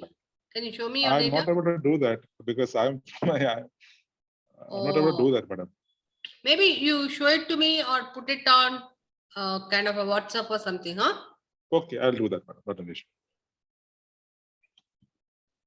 We'll see where has it gone wrong or something, huh? Yes. The formats are all correct. I placed all the formats in the right order. Have you used the function formula? The grade 1 is absolutely correct. Bang on target. There's no issues. the same formula I'll when tell I'm you why. replicating to others. No. I'll tell you why. I made, I think, who was it? Who showed the data? Yeah. Amar, is it? Yeah. Amar, yes. I made him change the merit salary for grade 2 and grade 3. I hope. Might be the case. Yes.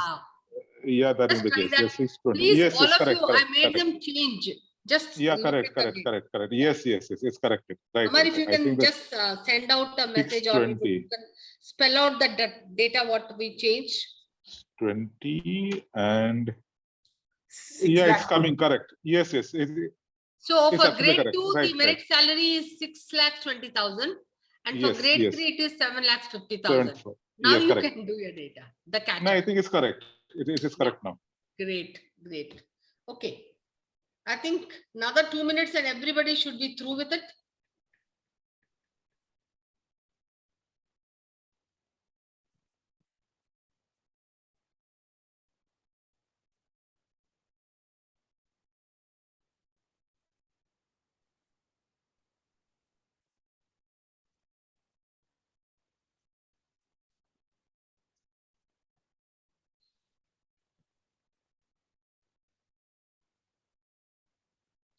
Amar, can you check the grade 3 Guys, I part? want to Grade start.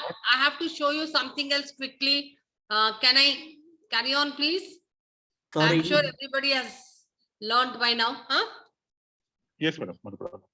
Okay. Can I start? Yes. Okay, great. One last thing you have to learn, very important. Now, you have collected the data in 2021. Okay. Now you are using it in 2022. Can you use the same data? Yes or no? No. Hypothetically, no, madam. If we can, Why? but we have Because the cost of living must have increased. A lot of things Yes, must have yes. increased because of the market. Inflation, CPI, Yes, everything. Huh? Right? So Yes. you have bought a data. So not necessary that you have to go back again and buy data, do compensation survey. For 1 or 2 years, or maybe at best 2 years or 3 years, if you have collected data in the previous year or maybe 2 years ago, you can still use the data, and we call this as aging the data. Typically in a compensation terminology, what we call it as aging the data. Okay. That means you are making the necessary changes in that market survey data so that you can use it. So it's also called aging. It is also called advancing, or it's also called trending the data. These are typically a compensation analyst, compensation guy will talk about. We are advancing the data, trending the data. Clear? Okay. Now, how do you do it? It's simple. There are 3 steps to it. Okay. Step 1. You'll have to look at how many months you are wanting to advance the data. How many months you want to age your data, trending the data. Got it? Is that clear? How many months? So step 1 will be number of months to age your data. This is a formula, divided by, again, 12 months. Divided by 12 months. Multiplied by the aging factor. Multiplied by the aging factor. Just look at the formula, and then I'll show you, you will understand, which will give you what? Survey aging factor. It is called survey aging factor. Step 2. Once you get your survey aging factor. Ma'am, just a minute. Sorry. How to get this aging factor? Yeah. You just look at the formula. Okay. I will show you with an example now. And you can also take a picture of it. This survey aging factor multiplied by that annual pay rate will give you the change in pay. And then the change in pay plus the annual pay rate is the aged. Now, just take a look at it. Now, I'll just show you an example. Supposing this is an example. Can we go to the previous slide? Okay. Over. Thank you. Oh, yeah. Now, What is the example? Now, the annual pay rate, market data is 40,000. Okay, for a position. Got it? For a position, say maybe for an HR manager, it's 40,000. What is it? This is the market rate, market data.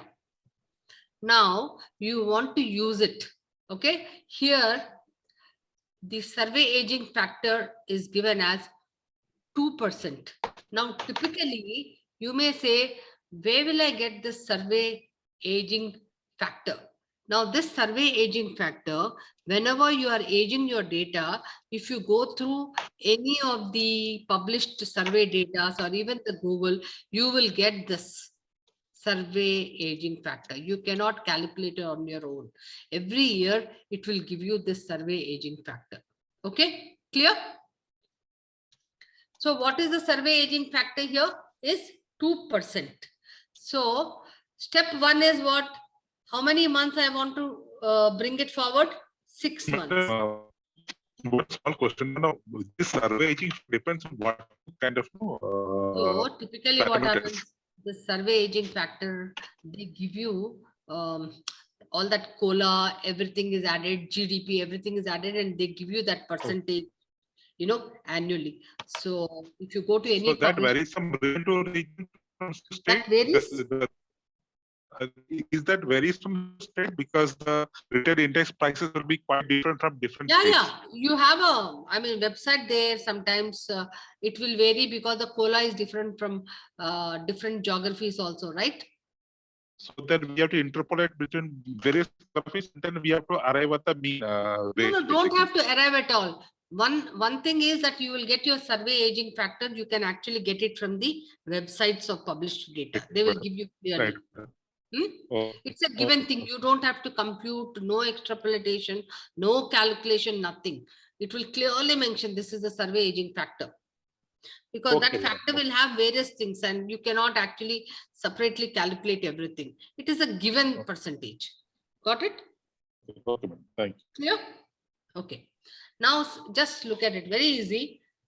The time by which you want to advance or age the data is 6 months. So what was the formula? So the aging time, 6 months divided by 12 into the survey aging factor. So if it is 2%, can I put it as 0.02? Yes. Can I do that? Yes, yes. Yeah. So when you multiply that, what is it giving you? 0.01. 0.01. Now that 0.01, and what is your market data? 40,000.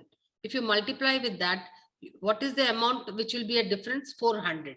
So you just have to add that 400 with 40,000 and the current market data will become 40,400. Got it? I'll give you a quick example. Yes. I want you to do this. And tell me. Please, individual exercise. I want all of you to do this. What is the data? Here, annual aging factor of jobs in India is 12%. Age is the market rate of a job currently priced at 1 lakh from January to January. So to make it simpler for you, from January to January will be how many months? 12 months. 12 months. 13 months. 13 months. No, 13 months. January to January, 12 months. 13. January to December is 12 months, man. Yeah. January 13 months. Or you can say January. So, but you can take it as 12 months here.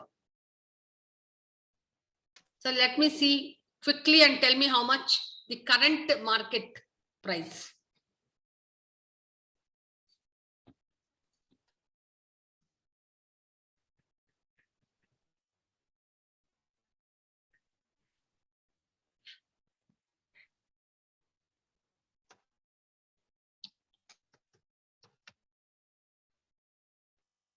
I can put the example so that you are able to.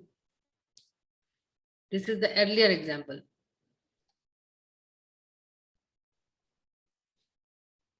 $12,000 change, madam. How much? 12,000 change. So it comes around. How much? Don't tell me change. I want the exact amount. Will you be? If you're taking 12 months, it will 12,000. Okay, I will show the example. 1,12,000. I've not done like this, guys. Yes. 12 months by 12 months was very clear, no? Yes. So Yes, 1,12,000. And 12% will be 0.12. 1,12,000. Correct? Yeah. Yes, ma'am. Correct. 0.12 multiplied by 1 lakh will become your 12,000.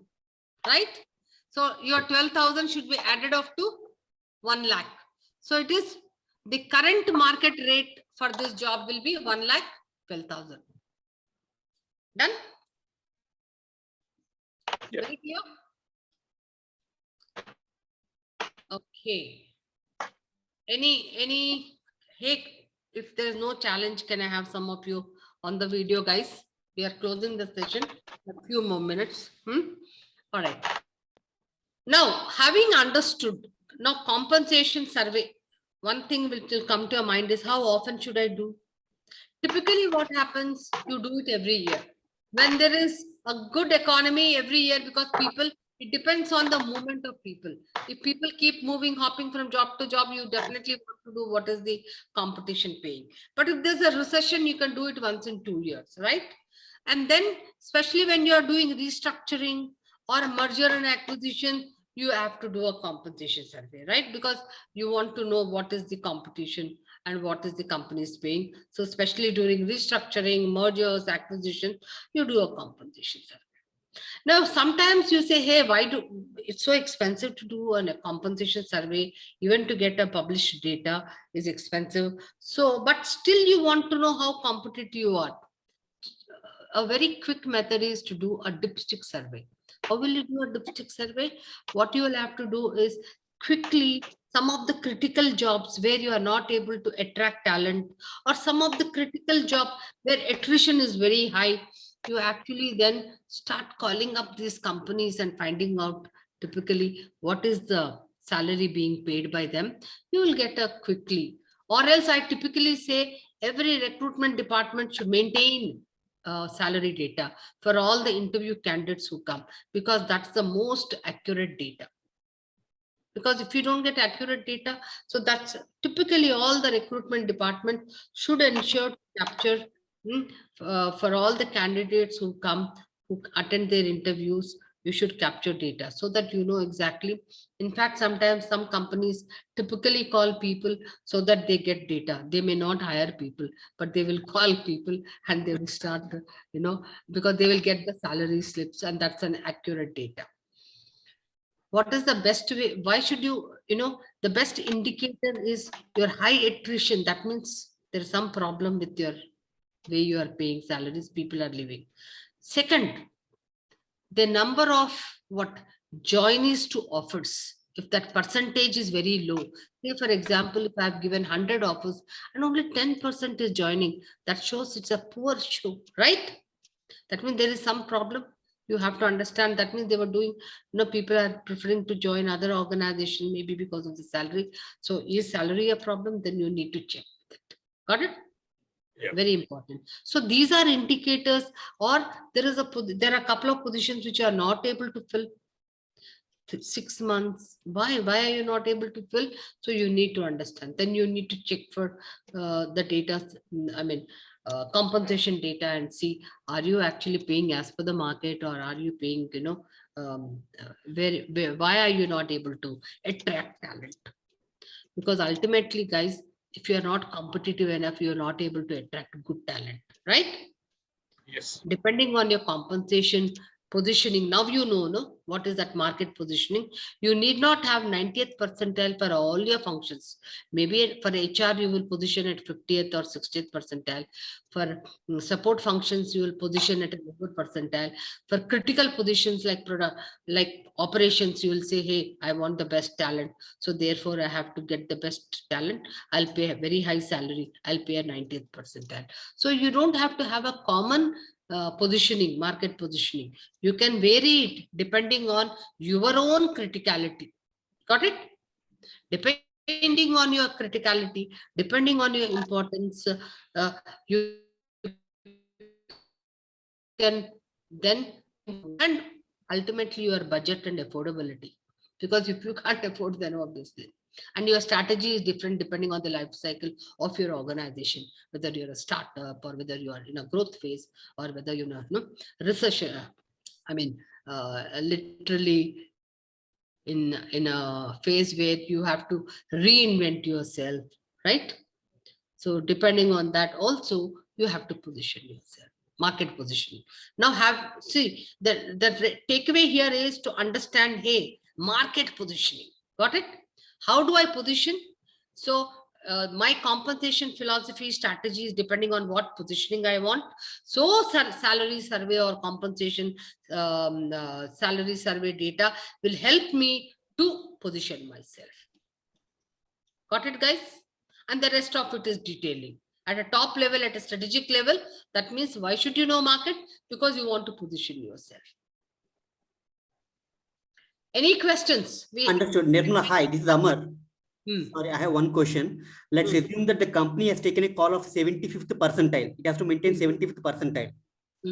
Okay. Now there are 3 roles: GM HR, GM finance, and GM production. Now, should I be maintaining the same salary, or can I still maintain GM production at 98th percentile and GM HR and finance at 75th percentile? I just told you that if I'm a finance company, okay, I'm giving more importance to finance. I want the best talent because you are making financial products, instruments, etc., etc. So maybe you will position yourself at 90th percentile. But I'm so sorry to say, HR, you will say, hey, no, demand and supply of talent is so much. I don't mind. I don't want the best talent. HR, no, I'll only pay 50th percentile because I don't want from XLR and IAM. I can do with tier 3. Only, if I'm an HR consulting, I want the best talent. So depending on what did I say? Criticality of the position. Like, for example, I will pay in my finance maybe 70th percentile, but I will pay 90th percentile if I was PwC or a Deloitte because I want the best chartered accountant. Got it? Yeah. Because he does work of a different nature altogether. So degree of complexity or impact of the organization? But depending on your criticality of your product and service, you will choose to position yourself. Ultimately, why? Because you want to give better product and services. So obviously you will differentiate. I don't want to pay everybody the same salary. I want to differentiate and say who is critical, who is not critical. And then I will pay. Doesn't it not create? Sorry, someone is saying something. I'm so sorry. No, I was saying that in that case, madam, then 50% internal benchmarking will be 50th percentile and external benchmarking will be 75 or 5 percentile, right? Am I correct? No, if the PwC people choose to pay at 90th percentile or 75 percentile, then internal benchmarking will be at 50 percentile for that company, right? For the PwC. No. So that means they will. What do you mean by 90th percentile? They will compare themselves with similar consulting organizations where those salaries will be different. Okay. My market with whom am I comparing will be different. Right. Yes. Got it. Thank you. Yeah, Nirmala ma'am, Juliet here. Yeah. Now, suppose if I want to do the positioning for my company and I don't have the data and I don't have the bandwidth to do the survey. So how do I go about getting the data from the market? If you can guide me on this. Madam, the cheapest way is to do what? Take one intern from any institute and that intern will be happy to do work for you. Okay.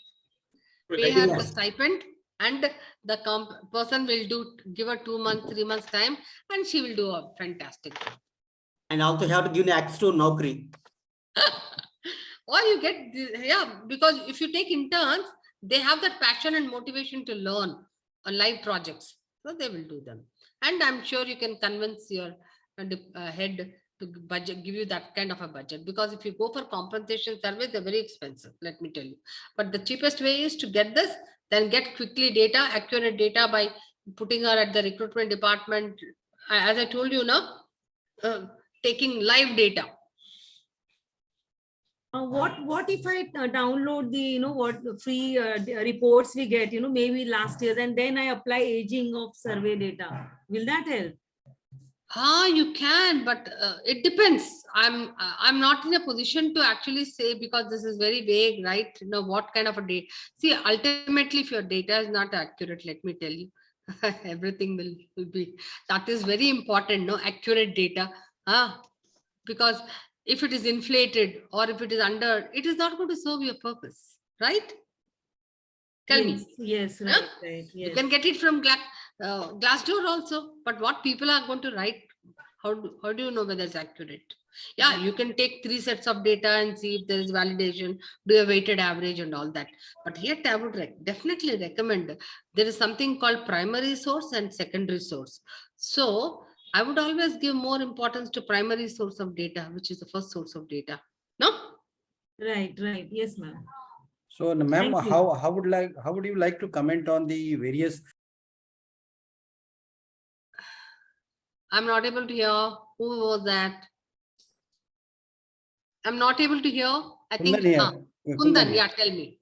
Now, how would you like to comment on the reports published or the by the Evan Havitt or the Mercer Consulting or the Corn Ferry on the See, compensation the rate? best way I will also say for even Juliet, if you can be a participant, because what happens that the Aon Hewitt, Mercer, Hay also, they do every year salary survey, and in that published salary survey, they will cover most of the industries. And so if you become a participant, depending on whether you're a farmer or a steel industry or whatever, so you become a participant, right? You will get a participant copy where you will also get your own industry data to some extent. So authenticity level or the data? Absolutely, their authenticity level, yeah. Published survey, if you are buying a full detailed report, they will give you everything. Yeah, because what happens is, in the data, you can actually find out if it is extrapolated, if it is fake.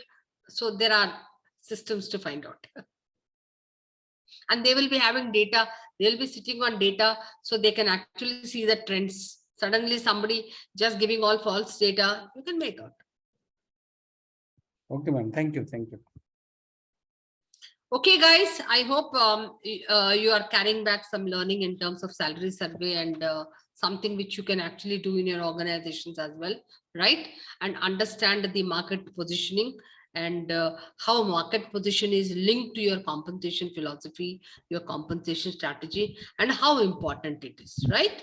And I'm sure compa-ratios also have helped a great deal in understanding now that how does one fix these compa-ratios and why are they so important and relevant in the compensation scenario. All right, guys. Ma'am, last question, just. This is from whom, Kundan? Yeah, Kundan here. How do we fix the entry level salary where fresher campus recruit? Because many the tier 1 institute, tier 2 institute, especially in the manufacturing for the engineers and so, there are companies coming to, and there are many variations in the salary range also. So how do we decide to come arrive at? Yeah. See, if you want to be a mom and pop shop, then okay, I will take your 2 lakhs, I'll take your 3 lakhs. You have to have a structure, great structure, right? Yes. Simple. So your company sitting with the HR head should decide that, hey, if at an entry level, I need these skill sets from here, okay, I want to benchmark with these companies who are similar to my organization and who are also taking these people. Where do I benchmark, right? Right. Whether I want to be at a 50th or a 70th or 80th or a 90th percentile, right? Say, for example, you are dealing with software developers, done? At an entry level software developers, campus recruitment. So you're going to 10 campuses or 20 campuses or whatever, and other sources of recruitment. Then you collect data for these 10 companies or 20 companies who are taking for that particular position, similar companies, okay, doing the similar job. That's called job matching, right? Job. Okay, you can't say a chip company and then chip company obviously will pay more. No. Yes. So you have to match similar job. Okay, your software developer is doing the same job as for which you are benchmarking. Got it? Got it. After having done that 20 companies or 25 companies, you have to decide where I want to position yourself. You want the best from the market or you want to be at a 50th, then similar exercise you have to do of do the function X and then convert the 20 or 30 companies data into your percentile. Percentile. got it. 70th, 80th, and 90th. And then if you are already paying some amount, you will also know whether you are paying more than the, I mean, at a 50th, how much are you paying? At a 90th, how much are you paying? Do you need to do some catch up or are you actually paying more? Okay, ma'am. Okay. Is that clear, Kundar? Yeah, yeah. Okay. Thank you, ma'am. Thank you. All right, guys, take care. Okay, And- thank you, ma'am. Thank you. Thank you. Thank you. Nice program. Lovely, lovely. Wonderful Thank you a lot. program.